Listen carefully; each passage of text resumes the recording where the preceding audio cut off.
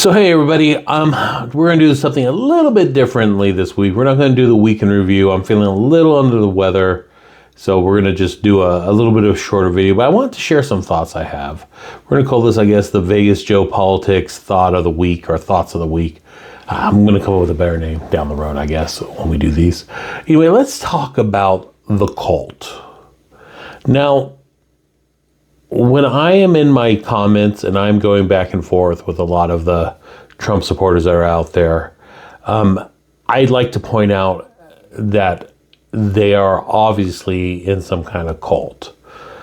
And it's always the same response. We're not a cult. You guys are a cult.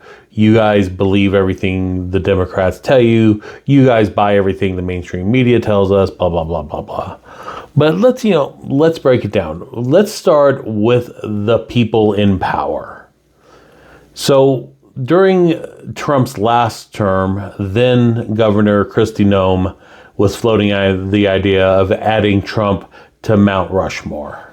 Now, Mount Rushmore is already a very controversial place because they did use Native American land that was sacred land to honor slave owners and other founding members and great presidents.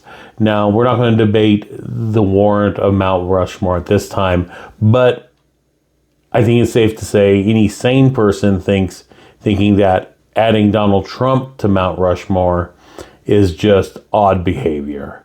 You know, he hasn't done anything great for this country except divide us. A few weeks ago, another congressman, a sitting congressman, Andy Ogles, proposed to allow Trump to run for a third term.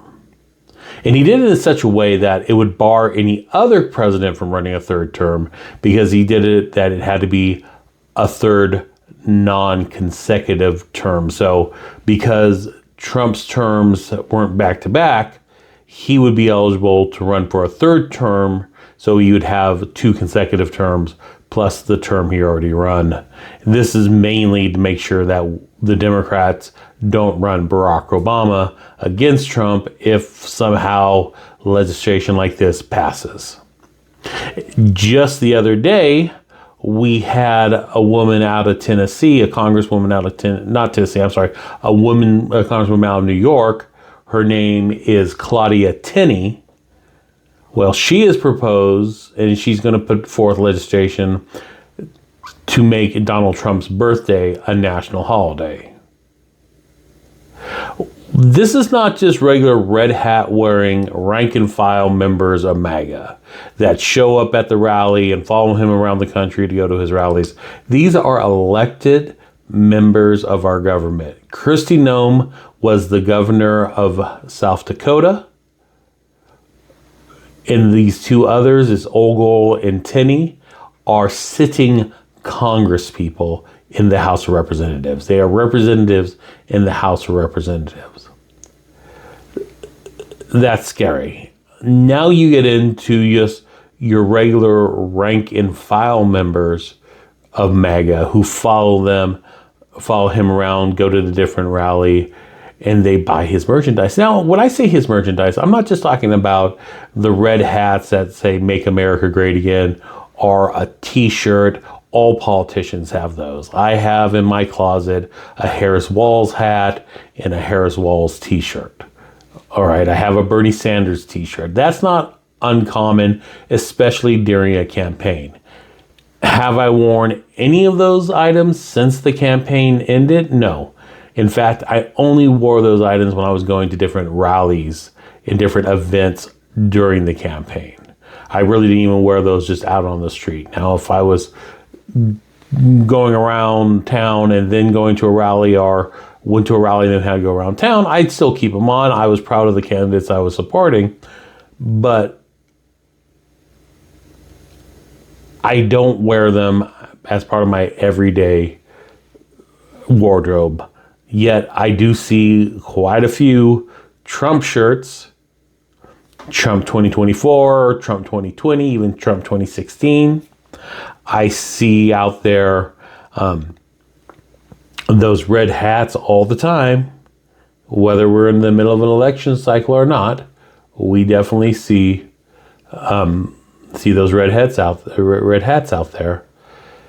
And then we go on to the flags. Now, if you drive around Las Vegas and some of the more conservative areas on the outskirts of town where we have a lot of ranch and horse property and stuff like that, you'll see a big flagpole in the middle of their front yard, and it'll have an American flag and a Trump flag flying from it. Even in my own little suburban neighborhood, from time to time, you'll see people with their Trump flags flying in front of their house as well. And then there's the trucks. You can't drive around the city without seeing one of these lifted trucks with the American flag and the Trump flag, or if it's not the American flag and the Trump flag, it's actually the Trump flag flying proudly from the back of it. That's odd behavior, especially not during an election cycle. We are not in the middle of a presidential election right now. There's no need to be out there flying your flag, supporting your candidate. I had a Harris Walls sign in my front yard. The day after the election, when Harris Walls had lost, I removed it and put it into my garage.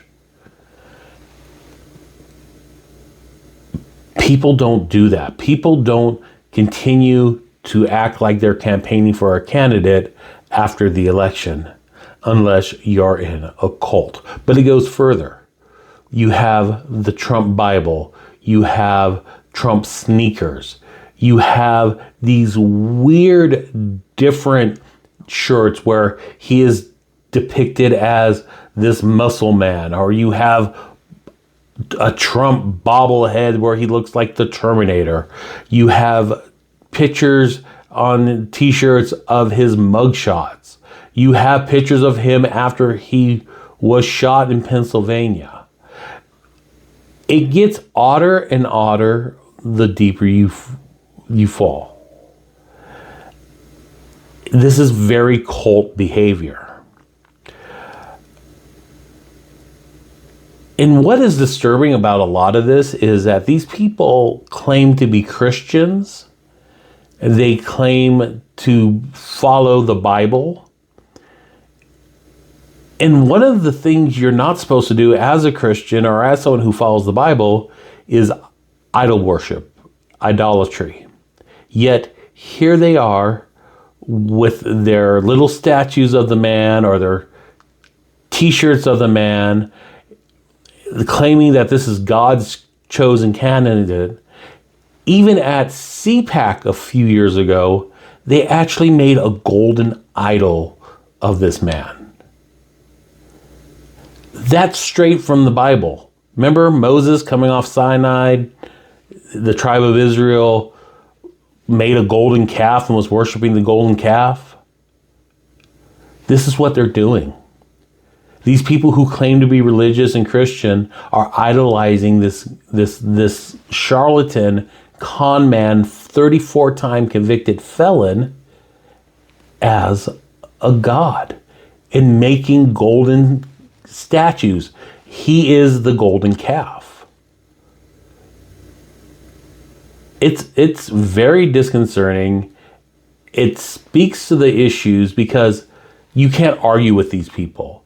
Just like you cannot argue with someone who has a deep faith in their religion, you can't argue with these people because if they give you an inch, they have to admit they're wrong.